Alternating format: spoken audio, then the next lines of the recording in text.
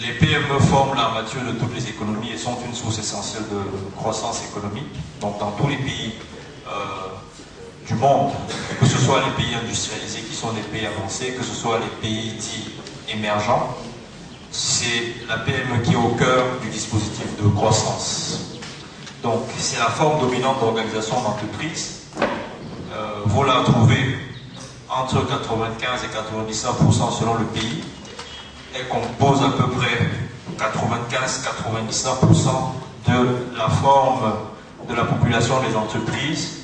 Et pour les pays de l'OCDE, sur lesquels on peut s'appuyer en termes de statistiques, c'est à peu près 60 à 70% au niveau de la création d'emplois.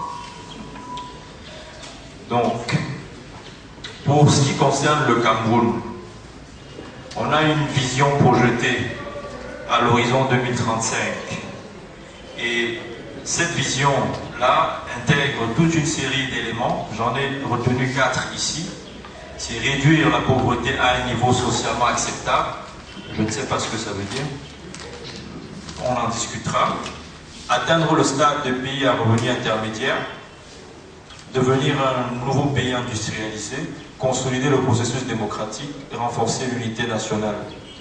Donc, ces objectifs, qui sont les objectifs de notre vision à l'horizon 2035, de la vision du Cameroun à l'horizon 2035, notre pays, ont été donc utilisés pour affiner les orientations du document de stratégie pour la croissance et l'emploi, qui lui donc part de l'année 2010 à l'année 2020.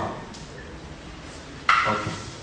Donc vous avez une vision 2035 qui s'étale sur 25 ans, qui décrit l'état du Cameroun en 2035, avec donc un Cameroun pays émergent, démocratique et uni dans sa diversité.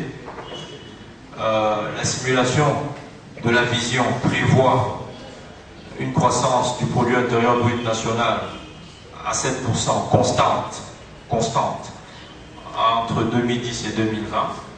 Et dans le scénario du DSCE, vous avez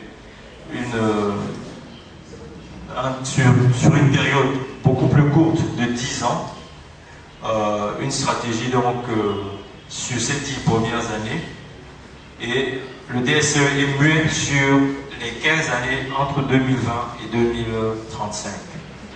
Donc on a une simulation dite de référence avec une croissance du PIB qui est projetée à 5,5 entre 2010 et 2020. On est déjà en 2012, on a les 2 derniers taux de croissance, donc on peut se dire, est-ce qu'on est sur la bonne voie ou pas?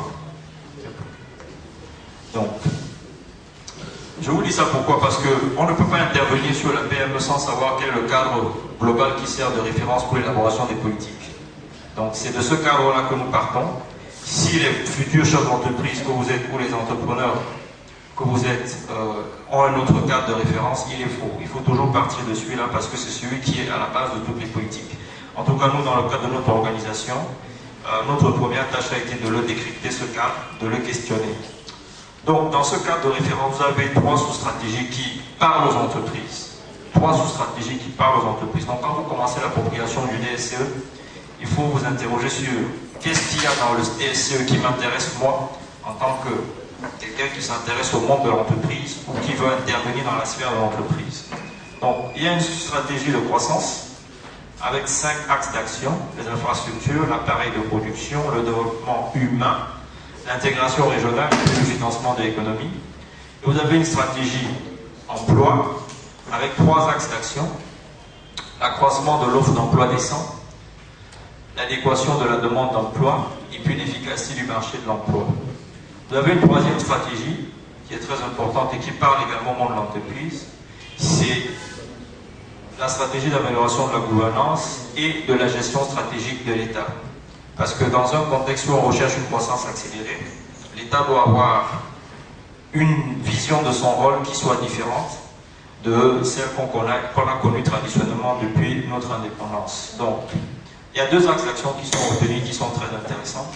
C'est la gouvernance, l'état de droit, et puis la gestion stratégique de l'État. Donc voilà les 3 sous-stratégies du DSCE qui, de notre point de vue, interpellent l'entreprise. Et quand vous examinez ce document stratégique dans les détails, vous verrez que on a une politique nationale de l'emploi qui décide que l'emploi est un axe central de la politique du gouvernement. On a également comme objectif de cette PNE la promotion du plein emploi décent et librement choisi, avec pour but à l'horizon 2020 de résorber complètement le sous-emploi visible et de maintenir le taux de chômage élargi à moins de 7%. Je rappelle qu'on a un sous-emploi au Cameroun aujourd'hui qui est dans les 70, 75, voire parfois 80%. Donc, je ne parle pas de chômage, je parle de sous-emploi. Pour y parvenir, donc, la priorité, c'est de développer l'emploi salarié. De développer l'emploi salarié. Et c'est là où ça devient intéressant. De développer l'emploi salarié, non pas en recrutant 25 000 en 2011-2012, peut-être 50 000 en 2014-2015 dans la fonction publique, mais en développant l'emploi salarié à travers l'appui à l'éclosion et à la compétitivité des PME-PMI qui constituent le cœur de la stratégie de compétitivité de l'économie camerounaise. Donc, il n'y a plus de défi de la PME. Si vous m'avez écouté jusqu'ici, on peut croiser les bras et puis on peut rentrer. Tout simplement parce que la PME est au cœur du dispositif national de croissance. Donc, il y a un ministère donc, des PME qui a été créé en 2004. Son rôle est de faire de la PME non seulement la clé de voûte de la croissance, mais également un levier puissant du secteur privé. Et cette conception de la PME comme levier puissant du secteur privé est au cœur et au centre des politiques de développement de tous les pays. Ce n'est pas une particularité camerounaise, parce que la PME, comme on l'a dit depuis le début, est créatrice d'emplois, est force de développement des savoir-faire, elle est également un lieu de formation de la population et un lieu donc de mobilisation des financements.